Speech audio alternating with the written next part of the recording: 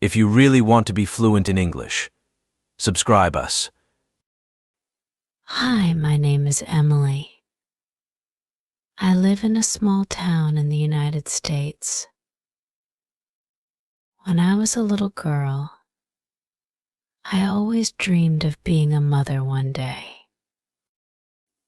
I loved children, and I often imagined how I would talk to my own baby. I thought it would be easy, but when the time came, I realized it was much harder than I expected. Talking to a baby is not just about words, it's about feelings, love, and patience. When my son Ethan was born, I felt lost. I didn't know what to say to him. I wanted to help him learn, but I was scared.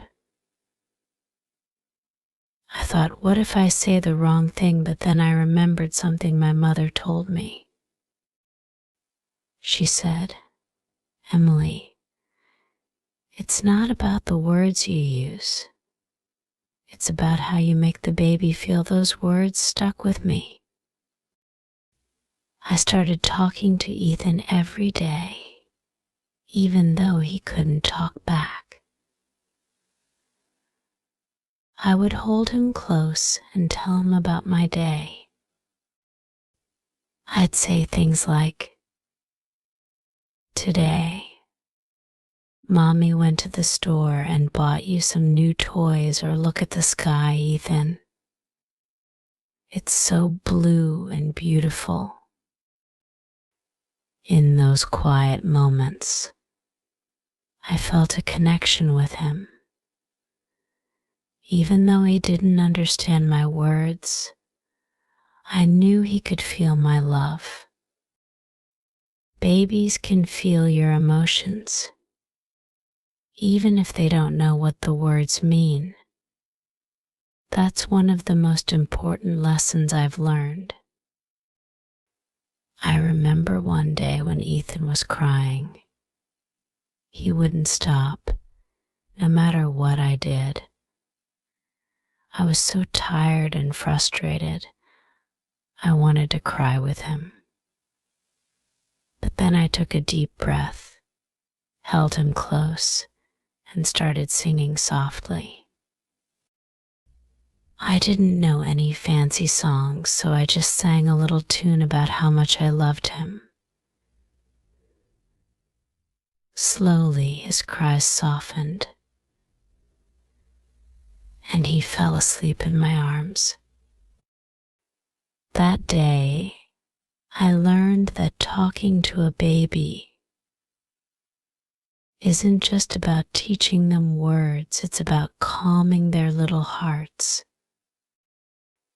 There were days when I felt like I was failing. I'd see other mothers who seemed to have it all together. Their babies were talking early, while Ethan was still babbling. I worried that maybe I wasn't doing enough. I remember one night, sitting in the nursery after Ethan had finally fallen asleep, feeling so alone. Tears filled my eyes as I thought, am I a bad mom? But then I reminded myself of something important. Every baby is different. I kept talking to Ethan, no matter how small or silly the words seemed. I would tell him stories, talk about the weather, or describe what I was cooking for dinner. Over time, I noticed that he was starting to respond. He would smile when I spoke, and soon he started making little sounds back. Those were the happiest moments for me. I also found that using short sentences and simple words helped him understand. Instead of saying, "Would you like your bottle now, darling?" I would say, Here's your milk. It made things clearer for him, and I could see him starting to understand. Babies don't need big, complicated words. They just need to hear your voice, your love. One of my favorite memories is when Ethan said his first word. We were playing on the floor, and I was pointing at a toy ball. I said ball over and over, and suddenly he looked at me with his big eyes and said ball. My heart stopped. I couldn't believe it. Tears welled up in my eyes because I realized that all the talking, all the moments of doubt had led to this beautiful moment. There were still tough times, though. I remember when Ethan was about a year old, he had trouble sleeping at night. He would wake up crying, and nothing I did would soothe him. I tried everything, singing, rocking, and even just sitting beside him quietly, but nothing seemed to work. Then one night, I remembered something a friend once told me: babies can feel your stress. If you're calm, they'll be calm. So I took a deep breath, held him close, and just whispered softly, "It's okay, Ethan. Mommy's here." I repeated it over and over, not just for him, but for myself too. Slowly, his little body relaxed, and he fell asleep. I learned that night that sometimes the most powerful words are the simplest ones.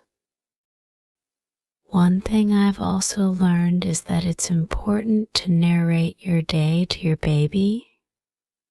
It might feel silly at first, but babies learn by hearing you talk. If you're folding laundry, you can say, "Look, Ethan, this is your little shirt. I'm folding it nicely for you." If you're cooking, you can say, "I'm making dinner now, and it smells so good." These little moments help your baby connect words to the world around them. And the best part, they feel included in everything you do. Talking to your baby isn't just about teaching them to speak, it's about sharing your life with them. When Ethan started walking, I would describe everything he was doing. "You're walking so fast," I'd say. "Look at you go," he would giggle and keep going, and I could see the joy in his eyes. Those were the moments when I realized that talking to him wasn't just helping him learn words, it was building his confidence. One of the hardest times for me was when Ethan got sick. He had a bad cold, and he was so little and helpless. I stayed up all night by his crib, talking to him softly, even though he couldn't respond. "Mommy's here," I'd whisper, over and over. I wanted him to know that he wasn't alone, even when he was feeling so bad. During those long nights, I learned that words aren't just for happy times. They're for the tough moments too. Babies need to hear your voice, especially when they're scared or in pain. It comforts them in a way that nothing else can. One thing that helped me a lot was reading to Ethan. Even though he didn't understand the stories, he loved hearing my voice. We had a little routine every night. I'd sit in the rocking chair, hold him close, and read a storybook. Sometimes he'd fall asleep before I finished, but I kept reading anyway. Those quiet moments together were so special. I realized that it didn't matter what I was saying or reading, it was the connection we were building that mattered. Babies may not understand every word, but they feel the love in your voice. As Ethan got older, he started saying more and more words. Each new word felt like a victory, and I celebrated them all. But there were still struggles. There were days when he didn't want to talk, or he would get frustrated because he couldn't say what he wanted. Those were hard days. I remember one day when Ethan was about 2 years old. He wanted a toy, but he couldn't say the word for it. He got so upset that he threw himself on the floor and started crying. I didn't know what to do. I felt like I had failed him. But then I took a deep breath, sat down beside him, and said, "It's okay, Ethan. We'll figure it out together slowly." He calmed down, and we found the toy he wanted. That day, I learned that patience is everything when it comes to talking to babies. They're learning just like we are. It's not always easy, but it's worth it. One of my favorite quotes is, "Words are the bridge between hearts." It's so true, especially when it comes to babies. They may not understand every word, but they understand the love behind them. Looking back, I can see that every word I spoke to Ethan was a step in building that bridge. Every song, every story, every silly little sentence was a way of connecting with him. And now, as he grows and learns more words, I can see that bridge getting stronger. There were times when I felt overwhelmed, like I wasn't doing enough. But I've learned that there's no perfect way to talk to a baby. The most important thing is to talk with love. Whether you're telling them about your day, singing a little song, or just whispering, "I love you," it all matters. Talking to a baby is more than just teaching them words. It's about building a bond, a connection that will last a lifetime.